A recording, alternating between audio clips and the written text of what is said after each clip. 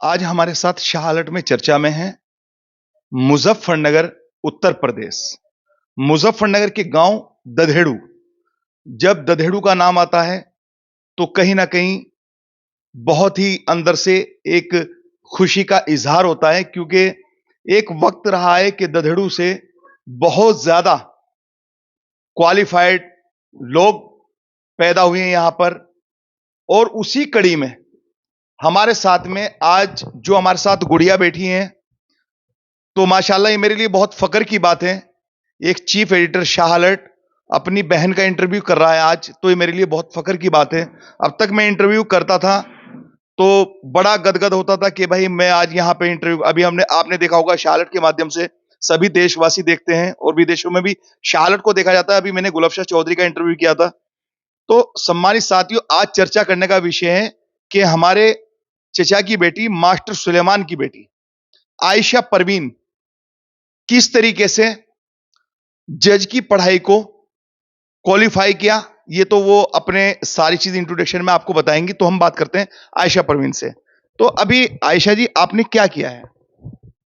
मैंने मेरा नाम आयशा परवीन है और मैं अभी सबसे पहले मैंने स्कूलिंग अपनी यहाँ मुजफ्फरनगर से ही की है, दधेड़ू से। नेशनल हाई स्कूल से मैंने 10th किया, उसके बाद मैंने 12th मुजफ्फरनगर से किया। फिर उसके बाद मैंने देहरादून एडमिशन लिया, मैं वहाँ से बीबीए किया, फिर प्लस एमबीए किया। 2019 में मैं इंस्पायर हुई फराह से, जब उन्होंने फिर मैंने वहाँ से लॉ की पढ़ाई की। लॉ की पढ़ाई करने के बाद मैं वहाँ से जुडिशरी का एग्जाम्स में पहली दफा फर्स्ट अटेम्प्ट में ही क्लियर किया। जी। अभी आपका क्लियर हो गया? जी, मेरा क्लियर हो गया अभी। Very good. चलो, आपको शाह अलर्ट परिवार की तरफ से कॉन्ग्रेचुलेशन। बहुत बहुत शुक्रिया आपका। हमारे साथ आयशा परवीन बैठी हैं, उनके साथ में अंकल हैं डॉक्टर अरशद, एमबीबीएस। इस परिवार में कभी पुराने जमाने में जो पढ़ाई का दौर शुरू हुआ, तो उस वक्त से ही एक पढ़ाई का जो तरक्की थी वो बड़े ही उरूज तक पहुंची।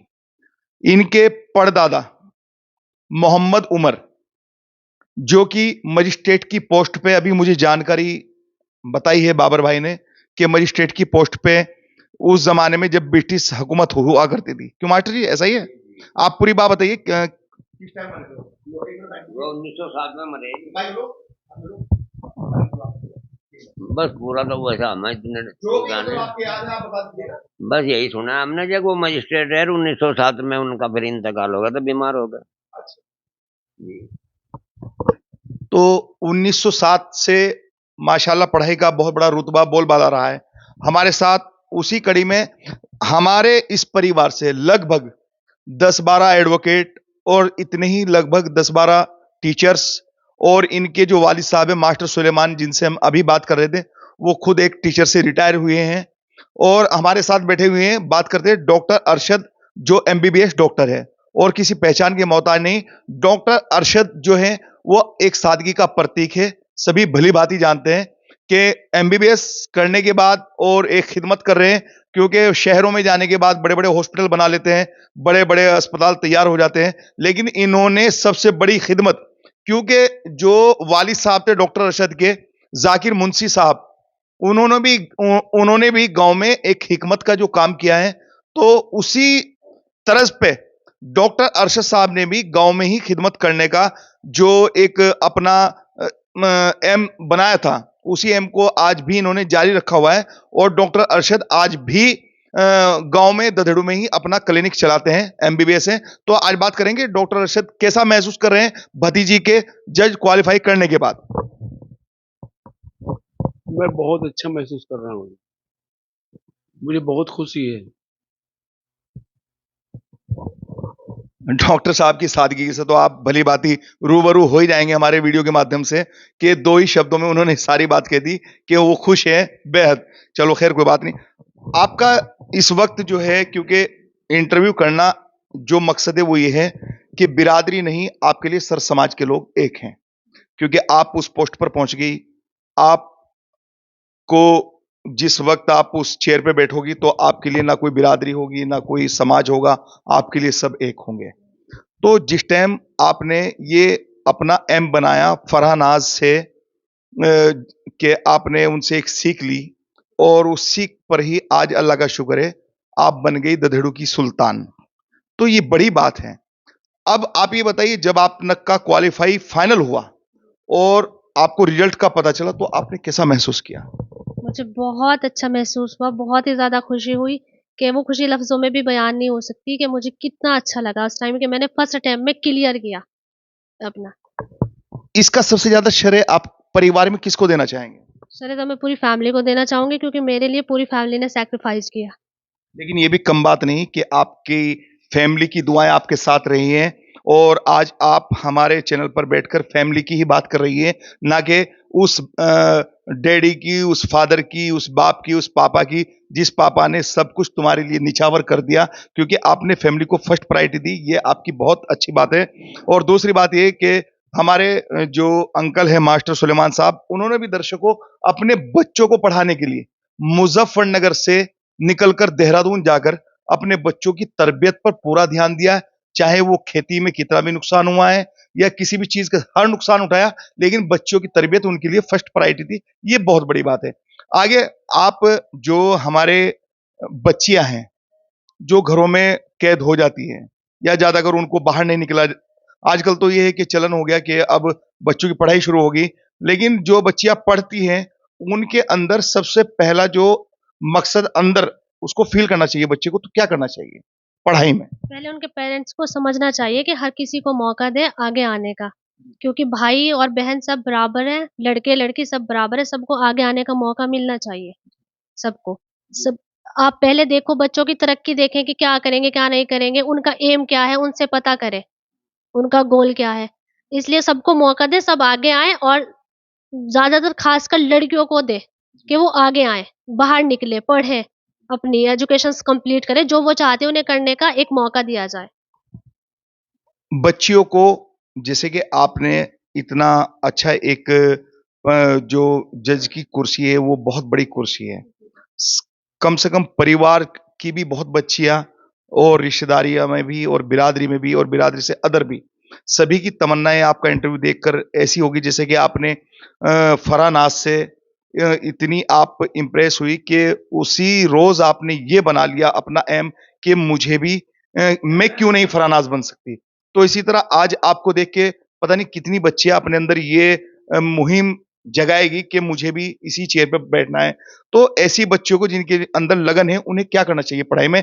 मतलब जैसे कि आपने पढ़ाई की है, आपने कितना टाइम किस तरीके से किस क्या-क्या इसमें आपने ज़्यादातर पढ़ा है? कितने टाइम पढ़ना चाहिए बच्चे को? वो सारी जानकारी आप बताएँ। पढ़ना चाहिए पर घंटों से फर्क नहीं पड़ता कि आप कितने घंटे पढ़ रहे हो, आप उससे फर्क पड़ता है कि आप पढ़ क्या रहे हो। मेन पॉइंट आप फैक्ट पढ़ो, पॉइंट समझो कि कितना है, कितना नहीं है। ये नहीं कि आप 16 घंटे पढ़ो, 15 घंटे पढ़ो तो आप क्वालीफाई करोगे। नहीं, अगर आप 1 घंटा भी पढ़ते हो, उसमें भी ये पढ़ो कि आपने क्या पढ़ा, क्या समझा। ये सबसे ज़्यादा ज़रूरी है। नहीं, मतलब जो बच्चियाँ पढ़ रही है बिल्कुल आपकी बात सही है। लेकिन उनका जो टारगेट है, वो टारगेट पूरा करने के लिए उनको पढ़ाई में ट्यूशन लगाने, कोचिंग करने या मतलब उनको घर ही रह के पढ़ाई करनी क्या? नहीं, वो अपनी-अपनी एक चॉइस है कि आप कोचिंग करते हैं, आप ट्यूशन्स जाते हैं या आप घर से तैयारी करते हैं। मैंने तो घर से तैयारी करी, मैंने 3 महीने के बाद इंटरव्यू की कोचिंग ली। मैंने अपना प्री और मेन जो एग्ज़ाम क्लियर करा वो बिना कोचिंग के क्लियर किया था। घर से पढ़ाई करके, खुद से ही। नेट से पढ़ के, यूट्यूब से देख के, गूगल से देख के सब अपना खुद से करा। वो अपनी चॉइस है कि आप कोचिंग ले रहे हो तो फिर आप उसे पूरा करो। माँ-बाप का नाम रोशन करो और आगे आओ। बड़ी बात है।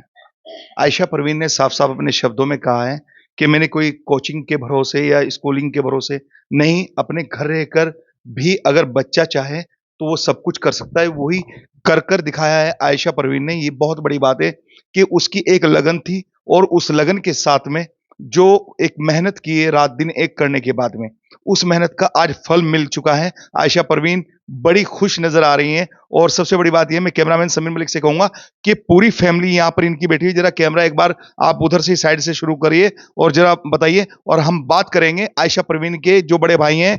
कहाँ हैं भाई आयशा परवीन के बड़े भाई? जरा आइए। हामिद, हाँ, चलो छोटे भाई कौन? हामिद भाई आ जाओ, आप आ जाओ। आ जाओ, आ जाओ। सबको दिखाओ भाई आप चैनल पे ज़रा सा, क्योंकि सभी साथियों का क्योंकि हामिद भाई जो हैं ये भी आयशा परवीन के भाई हैं। तो हामिद भाई कैसा फील कर रहे हैं? मेरा नाम मोहम्मद हामिद है और मैं डॉक्टर अरशद का असिस्टेंट हूँ। मैं इस बात की बहुत ज़्यादा महसूस कर रहा हूँ, बहुत खुशी का दिन देखने को मिला है कि हमारी बहन ने आज हमारी बिरादरी का क्या हमारे गांव का नाम रोशन कर दिया। हम इस बात को लेकर बहुत ज़्यादा खुश हैं। ठीक है, थैंक यू। यहीं पे इसी कड़ी में हमारे साथ बाबर भाई भी बैठे हैं। भाई हैं बड़े, तो बाबर भाई से भी बात करेंगे, क्योंकि वैसे भी जिम्मेदार लोगों में बैठते हैं कि बाबर भाई की क्या सोच है, क्या कैसा महसूस करो बाबर? जी, मैं भाईदनी में तो इसका जो है बच्ची का चचा हूँ, और बहुत खुशी की बात है। हमारे परिवार का नाम रोशन करा ने बच्ची ने। हमारी दुआ इसकी इंशाल्लाह हमेशा साथ है भाई। ये लड़की के मामू हैं। हमारे साथ में जो आयशा परवीन हैं, माशाल्लाह से जज बनी हैं, उनके मामू शाहिद गौड़, जो राजनीति में भी उछल कूद कहीं ना कहीं करते रहते हैं और एक फेमस चेहरा है शाहिद गौड़ का। हम बात करेंगे क्योंकि शाहिद गौड़ की भी एक तमन्ना थी कि फैमिली से, परिवार से कोई बच्चा ऐसा है कि कम से कम अगर हम वहां तक नहीं पहुंचे तो हमारे बच्चों से भी अगर हमारा नाम जाना जाए। क्योंकि अभी मैं बात कर रहा था, शाहिद गौड़ बता रहे थे कि आज मैं बहुत खुश हूं। तो बात करते हैं, शाहिद साहब कैसा लग रहा है? सबसे पहले मेरी तरफ से सालट को बहुत बहुत बधाई हो। और आज मुझे बहुत खुशी हो रही और मुझे बहुत बहुत अच्छा लग रहा। और भाई सबसे पहले मैं इस बच्ची को बधाई दूंगा और इसकी पूरी फैमिली को मैं मेरी तरफ से बहुत बहुत बधाई हो। और मैं तो यही कहूँगा कि भाई जैसे इस बच्ची ने पढ़ाई की है और इसके माँ बाप ने, भाई ने, परिवार ने इस बच्ची पे मेहनत करी है, और बहुत मेहनत करके मास्टर जी ने, पूरे परिवार ने देहरादून में डेरा डाल के इस बच्ची पे मेहनत करके आज अल्लाह ताला ने इसे सिविल जज की पोस्ट पे बैठाई है। और मैं तो सभी बिरादरी के लोगों को और गांव वालों को मेरी तरफ से बहुत बहुत बधाई कि ददेड़ो का नाम जो है ना एक फेमस हुआ और रोशन हुआ। और सभी मैं अपने मुसलमान भाइयों को और बिराद लोगों को कहूँगा कि वे अपने बच्चों को ज़्यादा से ज़्यादा पढ़ाई में ध्यान दें और कुछ ना कुछ अपने बच्चों बनाओ। जब पढ़ेंगे तो कुछ ना कुछ बनेंगे। थैंक यू शाहिद साहब। हमारे साथ मास्टर रियासत भी बैठे हैं, क्योंकि नेशनल हाई स्कूल के टीचर्स भी रहे हैं और वैसे भी काफ़ी जानकारी रखते हैं, क्योंकि फैमिली तो सारी माशाल्लाह पढ़ी लिखी है, तो ये बहुत बड़ी बात है। और बड़ी बात हो जाती है जब एक क्योंकि अगर वाइज किसी अनपढ़ फैमिली में कोई बच्चा पढ़ लेता है तो उसकी कदर इतनी नहीं हो पाती, क्योंकि जो पढ़े लिखे होते हैं, जिनको पता होता है कि हाँ ये बच्चा क्या लेकर आया है। तो आज परिवार गदगद है। रियासत साहब से बात करेंगे। तो रियासत साहब कैसा फील कर रहे हो? बहुत अच्छा फील कर रही है जी, और बहुत खुशी की बात है जी। हमारी बच्ची ने इम्तिहान पास कर लिया है और हमारी दुआ इसके साथ है जी। और हम तो दुआ करेंगे और भी बच्चे हमारे पास करो और अपने गांव का नाम रोशन करेंगे। हमारे साथ में आयशा परवीन के छोटे भाई, बड़े भाई हैं, सादिक भाई। अब तो ऐसा है ना, पद आपका इतना बड़ा हो गया कि हम सभी छोटे हो गए माशाल्लाह। अब तो हमें एक बहुत बड़ी खुशी की बात है कि मैं आपका आयशा इंटरव्यू कर रहा हूं। ये मेरे लिए बहुत गर्व की बात है, क्योंकि जब आप उस चेयर पे बैठोगी और मैं सोचूंगा कि आपका 1 मिनट का समय मुझे मिल जाए, तो उस वक्त शायद आप मुझे भी ये कहेगी कि भाईजान आप, ये मेरा जो है फिलहाल कोर्ट का टाइम है और घर पे मिलना। तो वो भी समय आने वाला है। ये तो खुशी की बात है कि आज तुम घर में बैठी हो, ये बड़ी खुशी की बात है। हमारे साथ जो है साथ में बड़े भाई बैठे हैं, तो इनसे भी चर्चा करते हैं कि आज, क्योंकि आपने भी बड़ी कुर्बानी दी है, बहन के साथ रहकर पढ़ाई पर बहुत ध्यान दिया है, तो क्या फील कर रहे हैं आप? मैं तो बहुत ज़्यादा प्राउड हूँ। और जब हमारी बात होती थी, क्योंकि अब मेरी शादी हो गई थी, उसके बाद में मैं यहीं रहने लग गया था, तो मुझे सब चीज़ का ये बताती थी कि भाई ऐसे ऐसे चल रहा है। तो मैं बहुत ही ज़्यादा प्राउड करता हूँ इस चीज़ पे कि आज मेरी बहन जज बन गई है। और हमारी फैमिली ने भी बहुत ज़्यादा सपोर्ट किया है हमें, खासकर हमारे पापा, जो हर तरीके से हमारी साथ खड़े रहे, हर तरीके से, चाहे कैसा भी वो हो हमारे साथ में, वो खड़े रहे हर तरीके से हमारे साथ में। और आज हम बहुत ज़्यादा प्राउड कर रहे हैं अपनी बहन पे। बढ़िया बात बताई है हमारे भाई ने कि बड़ी बात बुलंदियों पे जाना नहीं, बड़ी बात बुलंदियों के सफर को तय करने की होती है।